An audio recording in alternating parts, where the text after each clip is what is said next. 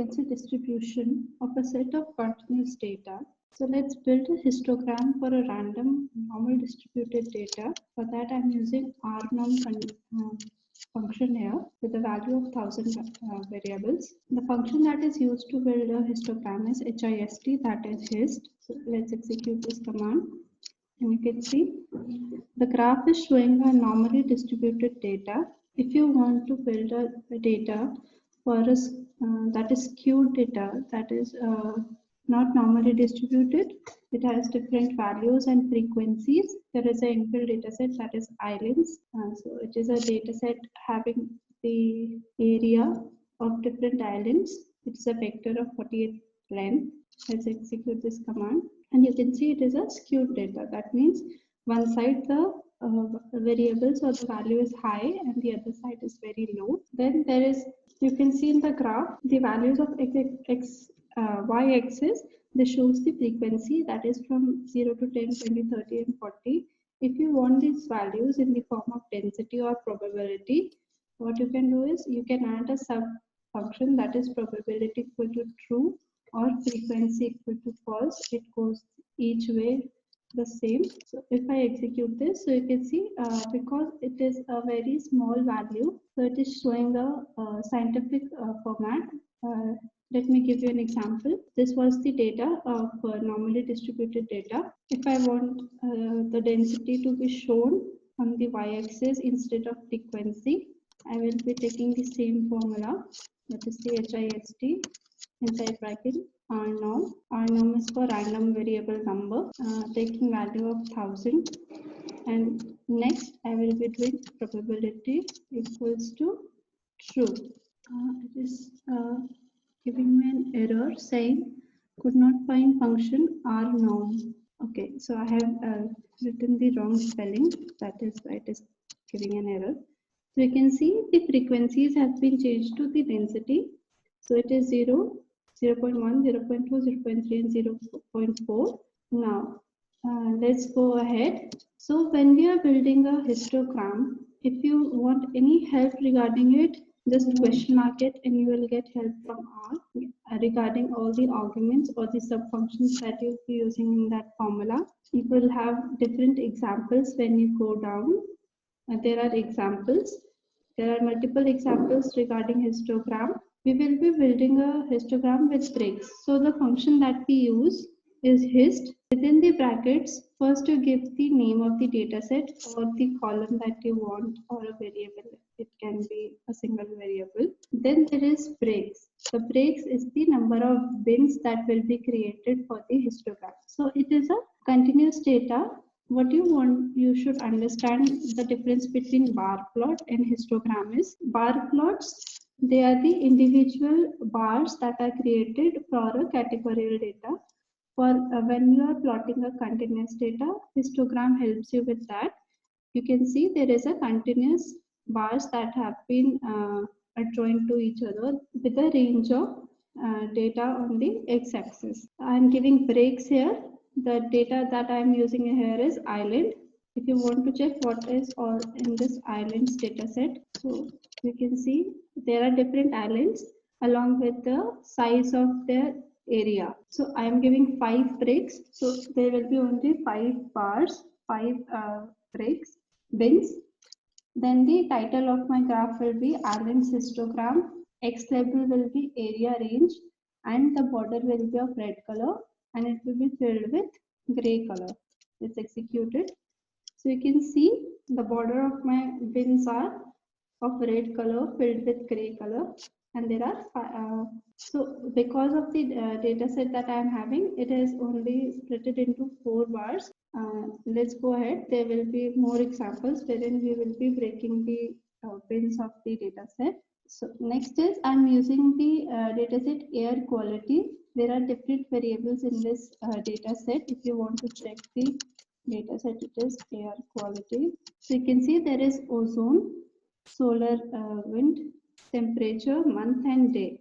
So I am taking only temperature from this data set and I will be working on that. First, I am creating a histogram for the temperature variable of the air quality. So you can see it is a nicely distributed data. It is a normally distributed data. We are having y-axis as frequencies, showing the number values, and the x-axis is showing the temperature, the value of each of the days. Next, now we will be adding the labels of this graph. So for that, I am taking the title as the function for that is main. The title name will be temperature histogram. Name of x-axis will be temperature, y-axis is temperature frequency, and last equal to 1 will change the direction of frequency values, that is the top down direction. So you can see the change in the graph. There is title added, x-axis name added, and y-axis name added. And the direction of y-axis variables has been changed. Now we are adding color to the bars. So you can see there is no color. To make it attractive, let's add color to it. So I'm using function, subfunction is called that is color, and I'm taking two colors here. So for that I'm using combine command. First is the sky blue color, second is the chocolate shade. It is the second shade of chocolate. So let's execute, and you can see it is more attractive now. The graph should be attractive so that viewers get interested in your data. Next, what we are doing is we are removing all the details of these graph, that is the annotations, the names of the axis, and the and the headings, and we will be giving our own limits and names to the axes. So for removing, what we are doing, axis equal to false, annotations and all the limits and the names will be removed. For that we are doing false. Label equal to true. So what is label equal to true? There will be numbers on each of the bins here showing how much is the frequency of that bin. Then we are adding y limit. We are changing the limit of y-axis to 0 to 35. It is already the same, so we are keeping it, and we are also keeping the colors of these bins. So you can see only the labels are shown, all the other things has been removed. Now let's specify our own annotations and axes. So first, inside histogram, I'm taking the data set or the variable. Then I'm giving the heading, that is temperature, again same y-axis and x-axis names. Then last equal to 1. Then colors, I'm taking sky blue and chocolate 2. So now the limits are changed. So x limit will be from 55 to 100 and y limit 0 to 40. And what does density do? Density will lower down the color shade to 80%. Let's see the change. So you can see the heading has been added to the graph, x-axis and y-axis limits and the names has been changed, and the density of the color is decreased to 80%, giving the number of breaks and adding numbers to the bars. So now as we are in frequency distribution, you can see the y-axis, we are in frequency and not probability values. So whenever we are on frequency, we can add numbers to our bars. For that, we are first giving the breaks to our data set. So earlier there is no break. It has been divided according to the data set we are having. We are providing it with 20 breaks, names of the axes, color, and labels equal to true. So the numbers will be mentioned over the bins. And I'm changing the limit of y-axis to 0 to 25. So you can see there are 20 breaks now, and there are number mentioned on each of the bins. So the temperature is 6 here, 5. Next, what we are doing is we are creating a histogram using density or probability values. For that, we will be removing all the labels, that is the value on the top of the bins, because they are only visible when the frequency is there. It is better to use labels when frequency is used as the y-axis labels, because it is more tidier to see. If you can see what happens if you will not remove the label values. So for that, what we are doing is we are taking hist command. Inside the bracket, the name of the variable, 20 breaks, frequency equal to false. So frequency equal to false or probability equal to true, both goes the same way.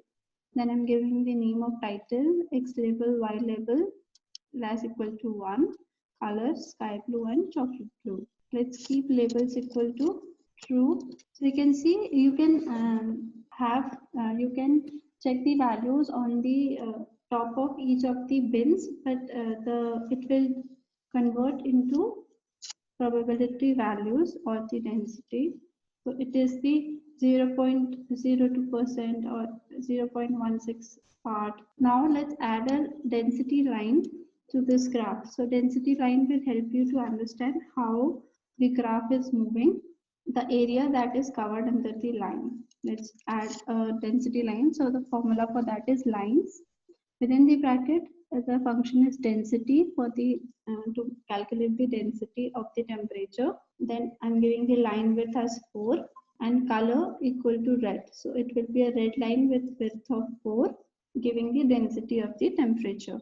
So let's make a original graph that we created with all the features, having frequency as temperature, giving the labels to the bins. The bins have been breakdown to 20. There is headed to the graph as temperature histogram, x-axis and y-axis names.